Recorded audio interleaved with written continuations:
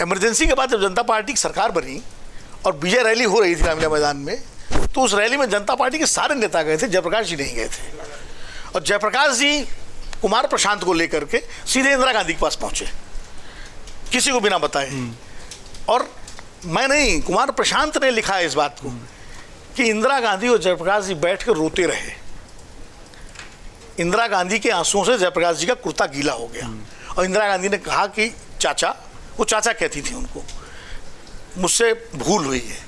और जेपी ने कहा कि इंदिरा, रोने की ज़रूरत नहीं है, भूल हुई है, तुमने स्वीकार कर ली, आज हार हुई है, कल जीत भी होगी। तो ये रिश्ते जेपी और इंदिरा गांधी के पीछे हैं। और उन्हीं इंदिरा गांधी ने इमरजेंसी लगाई थी, जो कि एक काला अध्याय था। 1900 जो इलाहाबाद हाईकोर्ट का फैसला था, उसके बाद इंदिरा गांधी को दुविधा में थी कि इस्तीफा दें कि न दें। फिर उन्होंने इस्तीफा नहीं दिया, वो लंबी कहानी है, उस पर हम लोग जाएंगे। और इमरजेंसी की परिस्थितियाँ बनी।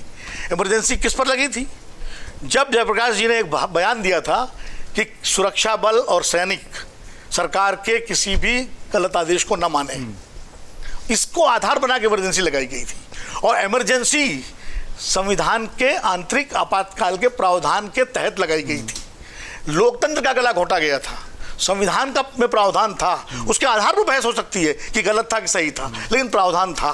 बाद में उस प्रावधान को जनता पार्टी ने खत्म किया। आज देश में आंतरिक इमरजेंसी का प्रावधान नहीं है, कोई सरकार आंतरिक इमरजेंसी घोषित रूप से नहीं लगा सकती। तो ये तो इमरजेंसी की कहानी है। उसके बाद पूरा 19 महीने का संघर्ष चला। उसमें संघ के लोग भी थे, जनसंघ के लोग भी थे, समाजवादी थे, लोकदल के थे, सीपीएम के लोग भी थे, बहुत सारे लोग थे, मेरे परिवार के लोग थे, मेरे भाई लोग जेल में थे। मैं खुद उस समय जो है छात्र था और भाषण और संदेश पहुंचाने का काम करता था, इधर से उधर। समाजवादियों का अड्डा मेरे घर में होता था, मेरे घर से गिरफ्तारियां जाकर के दी हैं लोगों ने। तो इमरजेंसी के पीड़ित थोड़ा बहुत अंश। लेकिन 1980 में उसी देश की जनता ने, उसी पीढ़ी ने इंदिरा गांधी को 353 सीटें दी, वही जो भोगी थी इमरजेंसी। और इमरजेंसी में पूरे उत्तर भारत में कांग्रेस से सफाया होगा 77 में, लेकिन पूरे दक्षिण भारत में कांग्रेस स्वीप की। तो क्या दक्षिण भारत के लोग तानाशाही समर्थक थे? अलग अलग परिस्थितियां थी। लेकिन जब 80 में इंदिरा गांधी जीत के आई तो पूरे देश में जीत के आई। तो इमरजेंसी को लेके कई तरह के मुद्दे हैं। मैं तो इमरजेंसी का विरोधी हूँ, रहूँगा। वो काला अध्याय था, उसको याद किया जाना चाहिए, बताया जाना चाहिए, लेकिन उसको राजनीतिक हथियार बना करके, जो अभी कहा किसी ने कि जब कल को कांग्रेस सरकार आएगी तो क्या करेगी। सरकारें तो बदलती रहती हैं फैसले।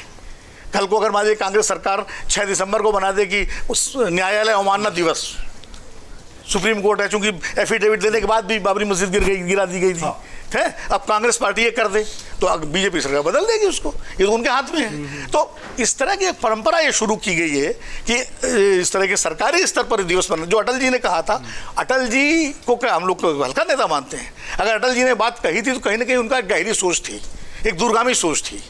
मुझे लगता है कि इमरजेंसी की भर्त्सना होनी चाहिए। इमरजेंसी पर आप कांग्रेस को घेरिए, सब कुछ घेरिए, लेकिन उसको एक सरकारी दिवस बना करके वो राजनीतिक हथियार है सीधे सीधे। अगर आप ये वीडियो YouTube पर देख रहे हैं तो हमारे चैनल को सब्सक्राइब करें और बेल आइकन को दबाना ना भूलें। अगर आप Facebook पर ये वीडियो देख रहे हैं तो हमारे पेज को लाइक करें।